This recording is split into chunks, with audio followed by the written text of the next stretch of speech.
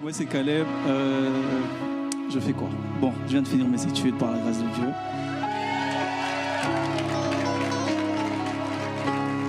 Je sers à la chorale de l'SJP aussi. Et puis, je fais aussi de la musique, un peu. Je suis un artiste gospel, donc. Sinon, aujourd'hui, je vais partager juste mon témoignage par rapport à mes études. Je vais essayer de synthétiser. De base, je suis arrivé à Gatineau.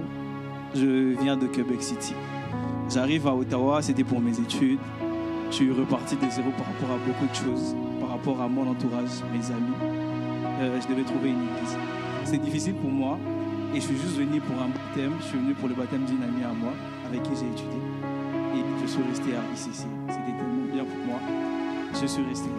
Et du coup, ce qui se passe, c'est que j'avais pris des cours divers. Et par rapport à mon programme, j'étais obligé d'enchaîner 4 sessions sans des vacances. Donc, j'ai enchaîné mes 4 sessions. Je n'ai pas pris de vacances. Je ne sais pas comment vous dire à quel point c'était pénible. Surtout en été, tu es à temps plein, tu es en train de faire 8 cours. J'avais 8 cours, à savoir déjà que mes études, je faisais des études en sécurité et sécurité informatique et réseau.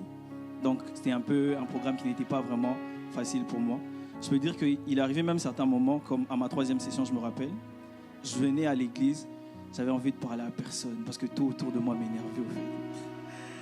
Je ressentais tellement une pression, je me disais, je ne pouvais pas me permettre de jouer. Je ne pouvais pas me permettre de jouer.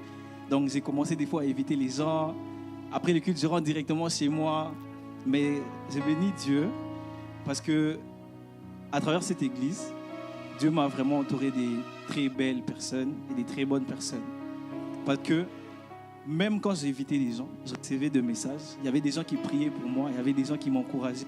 Et ça pouvait réchauffer mon cœur de me dire qu'à part le fait de trouver une église, j'ai vraiment trouvé une famille. Et il y a des fois, je me dis, ah Seigneur, j'ai pas envie de partir. Il y a des fois quand je suis ici, je me dis, j'étais juste venu chercher une église. Mais il y a des fois quand je me dis qu'il faut que je parte, je me dis non, je ne suis pas encore prêt à partir. C'est pénible pour moi de voir que je dois partir. Mais là n'est pas le sujet de mon témoignage. Ce que moi j'aimerais dire simplement, c'est vous encourager.